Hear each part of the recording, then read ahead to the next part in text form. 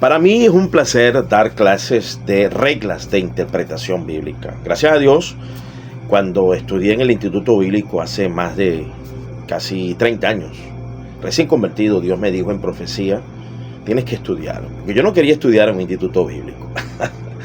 Se nos habían mal enseñado que la letra mata, más el espíritu vivifica, ¿no? Errores de los pentecostales. Me convertí en un buen estudiante y profesor del área. Lo sigo siendo. Tengo 30 años enseñando esto, ¿no?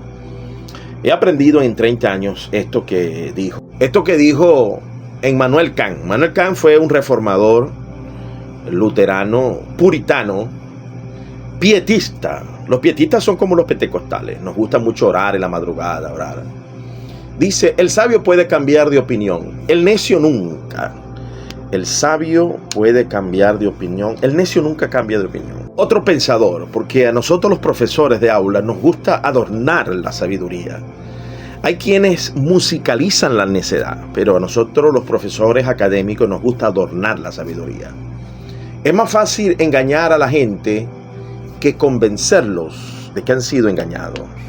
Varón de Dios, fuiste engañado por el espíritu de los maniqueos, deterministas, gnósticos, calvinistas, que alimentado por Agustín Hipona, una persona que empieza bien como carrera de caballo, pero termina con carrera de burro, como Salomón, ¿no? Eso ha pasado, igual que Saúl.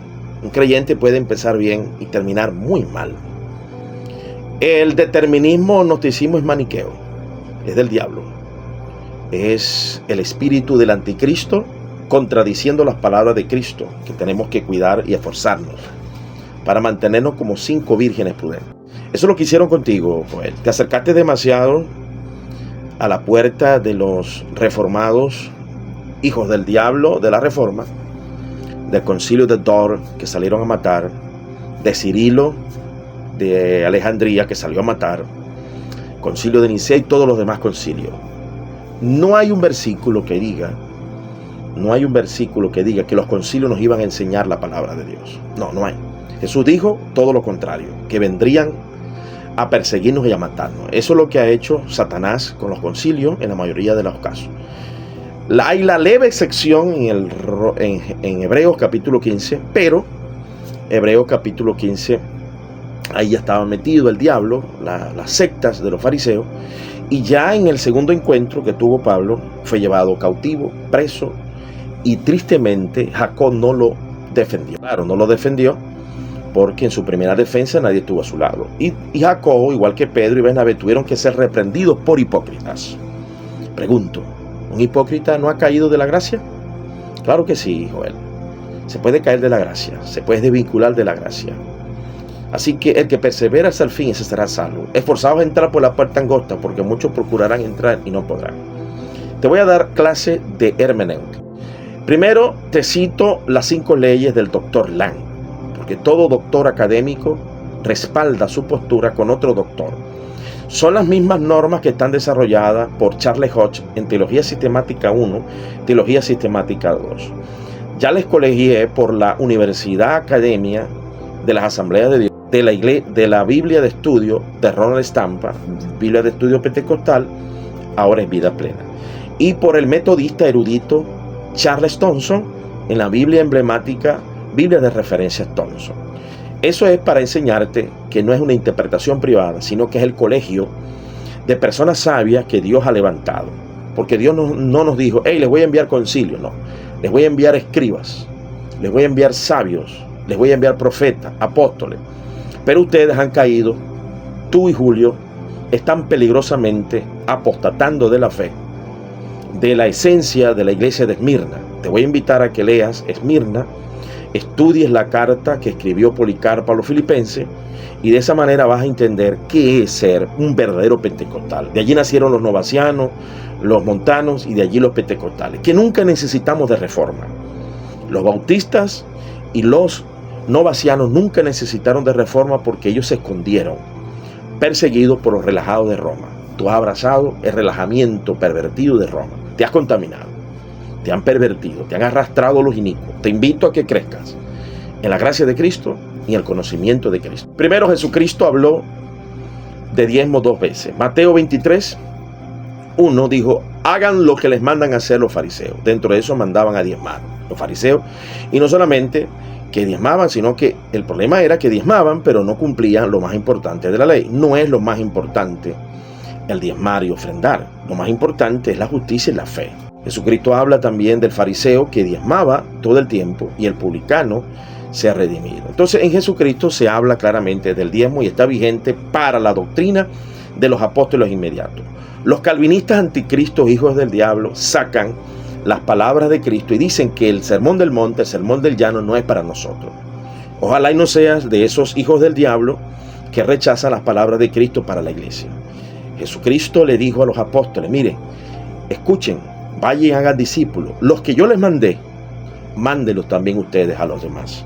El que crea sea bautizado en el nombre del Padre, del Hijo y del Espíritu Santo. Entonces las palabras de Cristo están vigentes. Y dentro de eso Jesús mandó a diezmar, porque mandó a hacer lo que los fariseos enseñaban. Y los fariseos enseñaban a diezmar. Eso está claro allí. Eso se llama en la quinta ley de Lang, que al final te voy a dar el retrato. Ideas en paralelo, enseñanzas en paralelo. Esa es la quinta ley de Lang. Ahora vamos al texto explícito y vamos a ocuparnos en hacerle preguntas al texto. Eso se llama el método inductivo.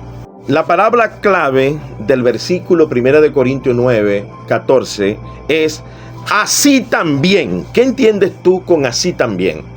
Que así como se hizo allá, se tiene que hacer acá. Eso es explícito. Así también ordenó el Señor. ¿Quién lo ordenó? Y si es una orden del Señor, es una obligación. Tú vas a buscar en el diccionario de la Real Academia Española qué significa obligación. Es un deber, es una obligación. Es algo imperativo de la norma moral explícita, legal, jurídica o moralmente espiritual a través de la Biblia. Así también, ¿quién lo ordenó? Es explícito. ¿Lo ordenó quién? El Señor Jesucristo.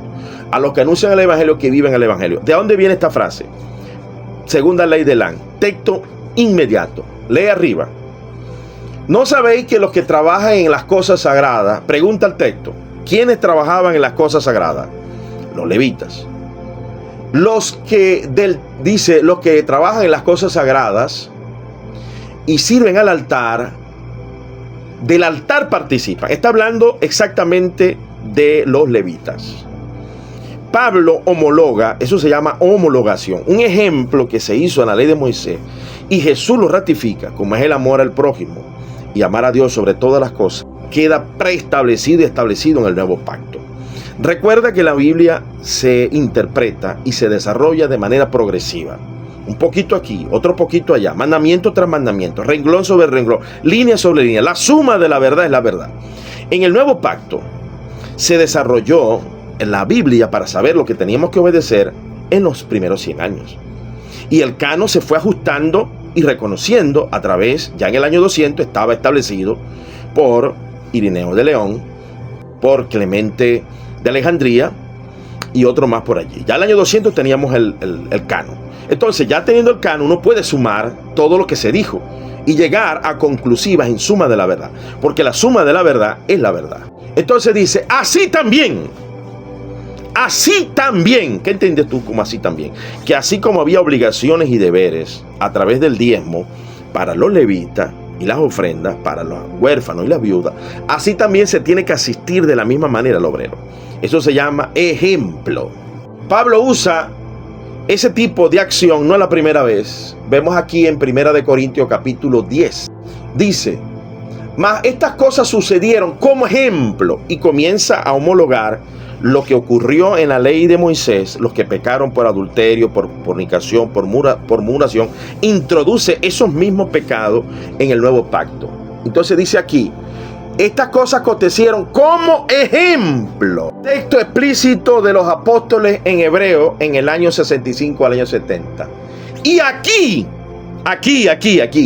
ciertamente reciben los diezmos los hombres mortales. Estaba hablando del paso del sacerdocio de Leví al sacerdocio de Melquisedec. Está vigente el sacerdocio de Melquisedec. Le ofrendamos a Melquisedec, que es la cabeza de la iglesia, que es Cristo Jesús. Eso está más claro que el agua. Tarea para la casa: estudiar las 5 leyes de Lang. Estudiar o comprar el libro de hermenéutica. Está también gratis en audio en YouTube para los ignorantes e incautos.